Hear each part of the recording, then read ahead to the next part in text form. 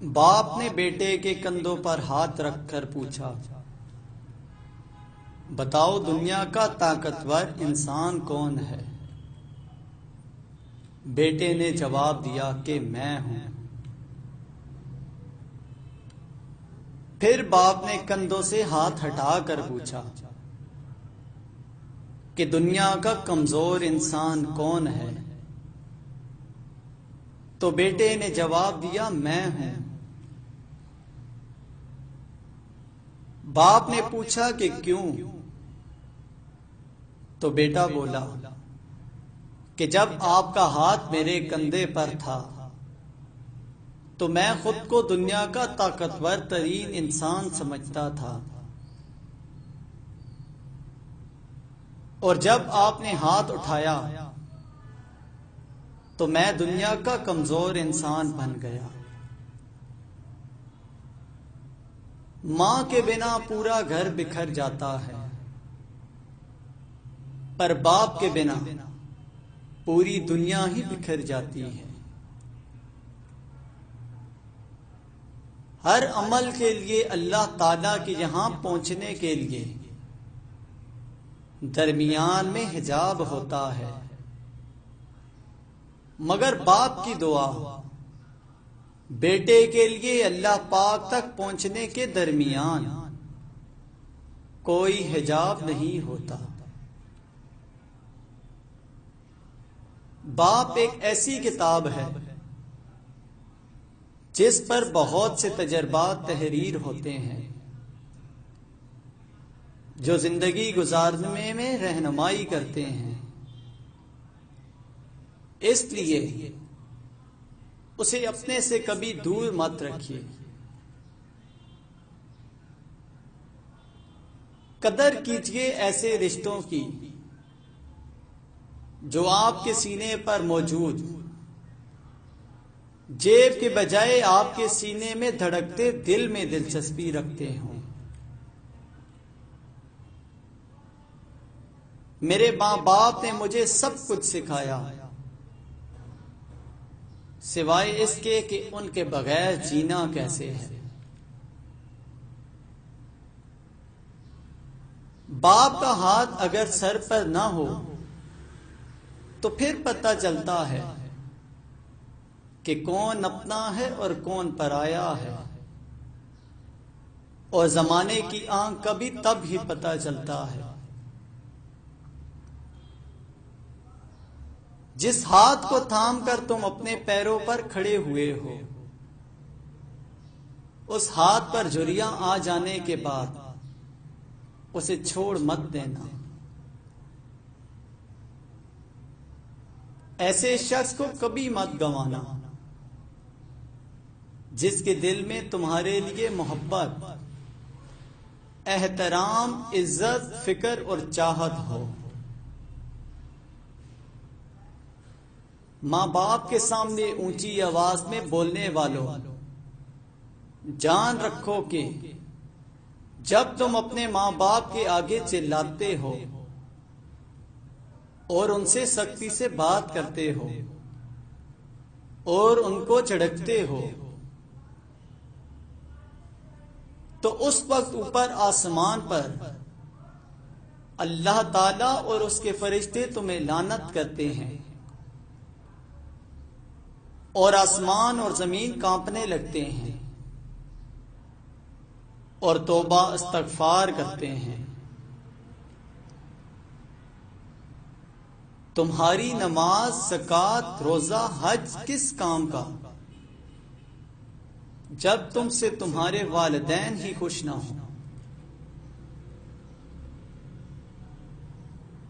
باپ کا ہاتھ کندھوں پر ہو تو انسان دنیا کا طاقتور ترین انسان ہوتا ہے۔ والدین کی دعائیں تسبیح کے دانوں کی طرح ہوتی ہیں جو اولاد کے حق میں ہر وقت، ہر پل تسبیح کے دانوں کی طرح گرتی رہتی ہیں۔ اللہ پاک کے دعا مانگنے والے ہاتھ ہمیشہ سلامت رکھے، آمین۔ والدین کبھی غلط نہیں ہوتے،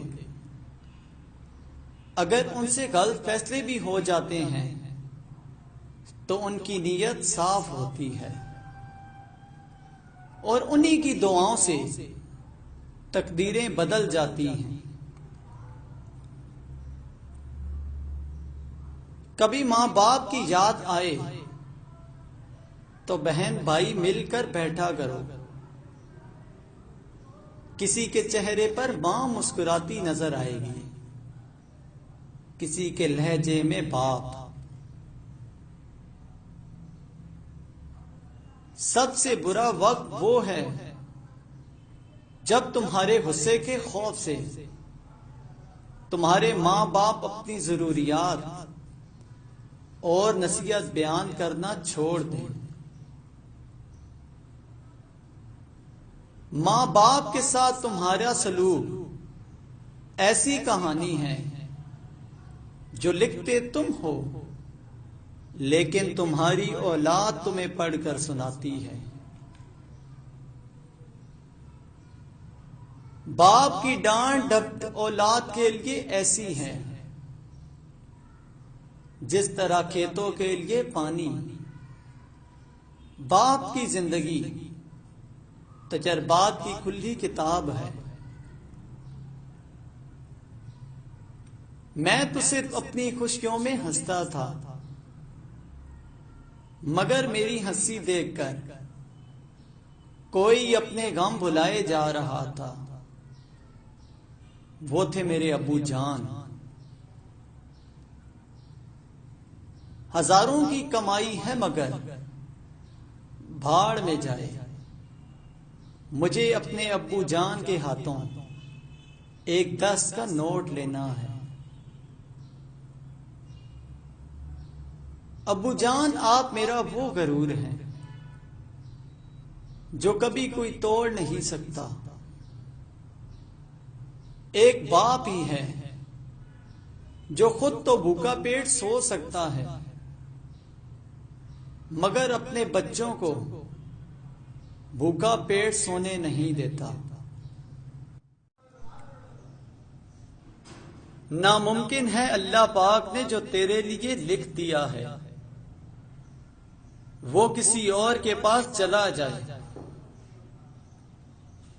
تو پھر مطمئن ہو جا اور اپنے دل سے حسد نفرت کو باہر نکال پھینک، اور صاف دل اور صاف نیت کے ساتھ جینا سیکھ۔ میں نے دیکھا ہے فرشتہ دھوپ میں میرے لیے محنت کرتے تاکہ مجھے کوئی تکلیف نہ ہو، اور وہ میرا باپ ہے۔ کچھ پل کے لیے ساتھ میرے راستہ طے کیا کر، مر جاؤں گا ایک دن، چلا جاؤں گا چھوڑ کر تجھے، جو بچی ہے زندگی صاحب لمحے کچھ میرے لیے بھی رکھا کر۔ کبھی باپ کا پیار کسی نے محسوس کیا؟